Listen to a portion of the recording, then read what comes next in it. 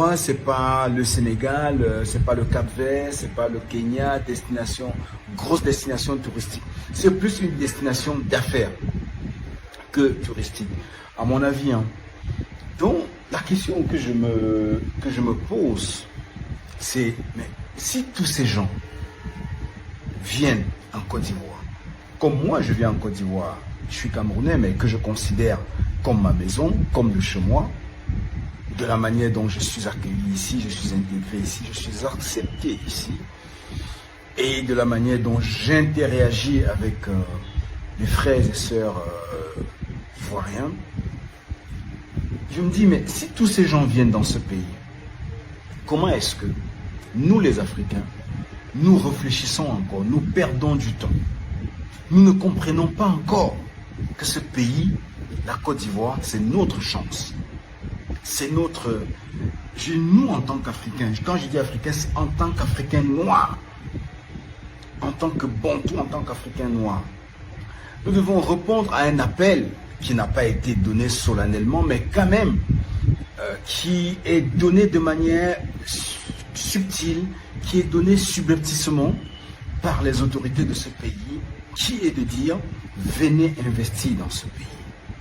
Venez prendre votre part au décollage, rentrez dans la fusée Côte d'Ivoire, rentrez dans le vaisseau spatial Côte d'Ivoire, rentrez dans ce pays, dans cette arche qui est vraiment, comment dire, ce maillon entrepreneurial, ce maillon économique de l'Afrique.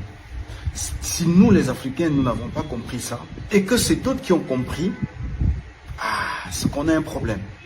C'est qu'on a un problème. Vraiment. Nous ne devons pas faire des investissements ou investir dans des pays pour des raisons affectives. On va investir dans des pays parce que nous avons constaté qu'il y a un cadre juridique, que les autorités de ce pays-là sont bienveillantes, sont accueillantes, que l'administration même est éduquée. Et je peux vous dire que l'administration ivoirienne, c'est une administration professionnelle, c'est une administration de très haut niveau, c'est une administration éduquée, empathique, humaine. Je l'ai expérimenté à plusieurs fois, que ce soit l'ONESI pour la carte de résident, que ce soit la commune la mairie de la commune où j'habite, que ce soit la police pour faire ma carte le certificat de résidence, pour la banque et tout. Voilà. Franchement, ça n'a rien à voir. Ça n'a rien à voir. C'est du personnel formé à l'accueil. Et vous savez que quand vous partez quelque part dans une administration pour un problème, la principale, ce qui vous met le plus à l'aise, c'est la qualité de l'accueil. Mais, passons, revenons vraiment sur le sujet, donc, les Occidentaux qui viennent en Afrique. Donc la question c'est, comment eux ils voient ce que nous on n'arrive pas à voir? Comment ils prennent des risques à venir chez nous, je veux dire en Afrique, et ici on parle singulièrement de la Côte d'Ivoire, pour s'implanter, pour s'investir, pour investir, et nous-mêmes, Africains, nous ne le faisons pas. Prenons ce risque-là, misons sur la Côte d'Ivoire, faisons de la Côte d'Ivoire notre fierté. Après, à côté, il y a le Bénin aussi, hein, parce que économiquement, en 10 ans, ce que Patrice Talon et Roméo Wadagui, le futur, en tout cas j'espère président, ont fait, franchement, c'est à saluer. Donc regardez cela aussi. Donc il faut considérer que nous sommes dans un espace économique qui est vraiment une réelle chance pour nous, entrepreneurs africains, qui est une réelle chance pour nous Africains qui croyons en l'Afrique. Et ce vol d'hier, la composante sociologique de ce vol m'a conforté dans l'idée que oui, il faut être dans ce pays, il faut être en Côte d'Ivoire. C'était le moment il y a quelques années, c'est encore plus le moment aujourd'hui, et demain, ce sera tard parce que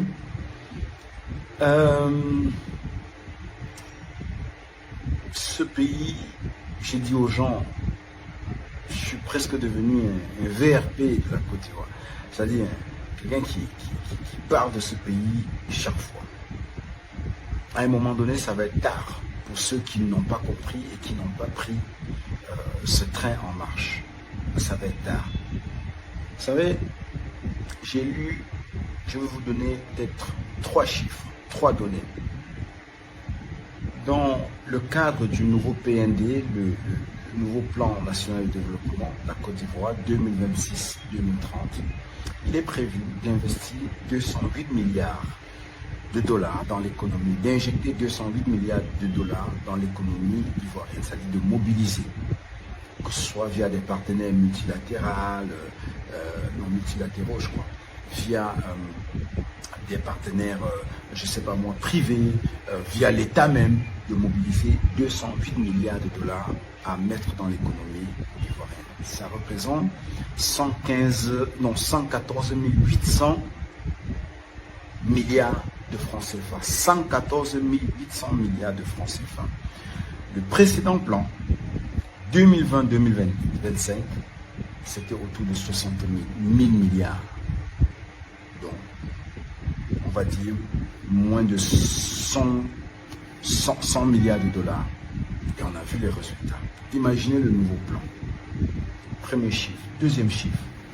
La Côte d'Ivoire vient de signer un contrat avec Shelter Afrique, qui est une banque spécialiste dans l'immobilier et tout ça, pour aider l'État à combler le déficit de 800 000 logements que la Côte d'Ivoire, on va dire, accuse aujourd'hui.